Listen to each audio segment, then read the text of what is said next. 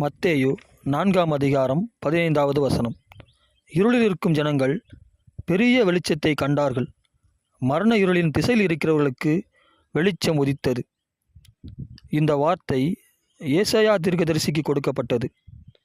ஏசாயா எந்த நாட்களில் வாழ்ந்தார் என்றால், யூதேயாவின் ராஜாக்களாகிய உசியா, யோதாம், ஆகாஸ், எசேக்கியா என்பவர்களின் நாட்களில் வாழ்ந்து வந்தார். ஏசாயா தீர்க்கதரிசிக்கு சொல்லப்பட்ட இந்த வார்த்தை கிட்டத்தட்ட 20 தலைமுறை கழித்து நிறைவேறுகிறது. மத்தேயு 4:15. ஏசாயா 9:2 இருளில் நடக்கிற ஜனங்கள் பெரிய வெளிச்சத்தை கண்டார்கள். மரண இருளின் தேசத்தில் குடியிருக்கிறவர்களின் மேல் வெளிச்சம் பிரகாசித்தது என்று எழுதப்பட்டிருக்கிறது. இதிலிருந்து நாம் நம் இறைவனை பற்றி என்ன அறிந்து கொள்கிறோம் என்றால், கர்த்தர் உங்களுக்கு ஒரு வாக்கு பண்ணுகிறார். ஒருவேளை நீங்கள் மரித்தாலும் அவர் உங்களுக்கு வாக்கு பண்ணினதை மறக்காமல், எத்தனை தலைமுறையானாலும் அவர் உங்களுக்கு வாக்கு பண்ணினதை நிச்சயம் நிறைவேற்றியே தீருவார் என்பதை அறிகிறோம். நம் இறைவன் வாக்கு மாறாதவர். அடுத்து நாம் என்ன பார்க்க போகிறோம் என்றால், இங்கு 2 ஜனங்களை குறித்து வசனம் சொல்கிறது. ஒன்று, இருளில் இருக்கும் ஜனங்கள். இரண்டாவது, மரண இருளின் திசையில் இருக்கிறவர்கள். இவர்கள் யார் என்றால், ஏசாயா 9:1 மத்தேயு 4:14 சொல்லப்பட்டிருக்கிறது. அவர்கள் யார் என்றால், செபுலோன் நாட்டினரும் நப்தலி நாட்டினரும்.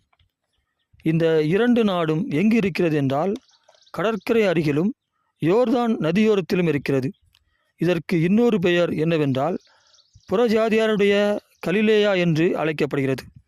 நீங்கள் உங்கள் வாழ்க்கையில் இனி என்ன செய்வது என்று அறியாமல் திகைத்து கொண்டிருக்கிறீர்களா? உங்கள் வாழ்க்கையில் வழி தெரியாமல் தடுமாறிக் கொண்டிருக்கிறீர்களா? இனி என் வாழ்க்கை எப்படி இருக்குமோ என்று கலங்கி தவித்து கொண்டிருக்கிறீர்களா? நீங்கள் ஒதுக்கப்பட்டு இருக்கிறீர்களா? உங்கள் சொந்தக்காரர்களால், உங்களை சுற்றி இருக்கிறவர்களால் புறக்கணிக்கப்பட்டு இருக்கிறீர்களா? எதற்கும் உதவாதவர்கள் என்று புறம் தள்ளி வைத்திருக்கிறார்களா? உங்களோடு இருக்கிறவர் வளர்கிற பொழுது, உயர்கிற பொழுது உங்களை தாழ்வாக பார்க்கிறதினால் வருத்தப்பட்டு வெட்கத்தோடு இருக்கிறீர்களா? இப்படிப்பட்ட நீங்கள்தான் இருளில் இருக்கும் ஜனங்கள். நீங்கள்தான் மரண இருளின் திசையில் இருக்கிற ஜனங்கள். நீங்கள் பெரிய வெளிச்சத்தை காணப்போகிறீர்கள். வெளிச்சம் உங்கள் மீது உதிக்கப் போகிறது. நீங்கள் விரும்பினாலும் நீங்கள் விரும்பாவிட்டாலும், நீங்கள் அழைத்தாலும் நீங்கள் அழைக்காவிட்டாலும், உங்கள் இறைவனாகிய இயேசுவானவர் உங்களுக்குள்ளும் உங்கள் ஒவ்வொருடைய வீட்டிற்குள்ளும் வாசம் பண்ண வருகிறார். அவர் உங்கள் வீட்டின் கதவை தட்டுகிற பொழுது உங்களை நீங்கள் பாவி என்று நினைத்து கொண்டு துக்கப்பட்டு வெட்கப்பட்டு கதவை திறக்காமல் இருந்து விடாதீர்கள். வெளிச்சம் உள்ளே வந்தால்தான் உங்களுக்குள், உங்கள் வீட்டிற்குள், உங்கள் வீட்டில் உள்ளவர்களுக்குள் இருக்கிற இருளானது இருந்த இடம் தெரியாமல் ஓடிப்போகும். ஒருவன் தன் மனதை திருப்பி தன் கர்த்தருடைய வார்த்தையின்படி நடக்க, தன் கர்த்தர் விரும்புகிறபடி செயல்பட முயற்சி செய்வான். எத்தனை முறை தோற்றாலும், எத்தனை முறை வீழ்ந்தாலும் மீண்டும் மீண்டும் தன் முயற்சியை கைவிடாமல் இருப்பான். தன் வாழ்நாட்கள் முழுவதும் தன்னை பரிசுத்தப்படுத்தி கொண்டே இருப்பான். இப்படித்தான் மனம் திரும்பிய ஒருவன் இருப்பான். நீங்கள் இயேசு கிறிஸ்து என்னும் பெரிய வெளிச்சத்தை கண்டிருக்கிறீர்கள்.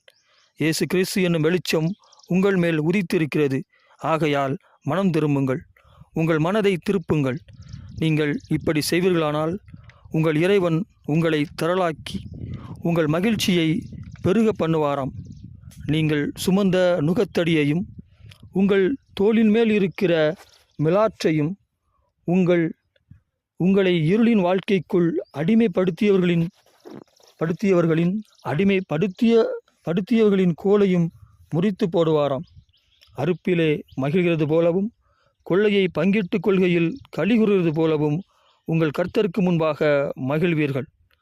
இருளில் இருக்கும் ஜனங்கள் பெரிய வெளிச்சத்தை கண்டார்கள். மரண இருளின் திசையில் இருக்கிறவர்களுக்கு வெளிச்சம் உதித்தது. ஆகையால் மனம் திரும்புங்கள், உங்கள் மனதை திருப்புங்கள். ஆமேன்.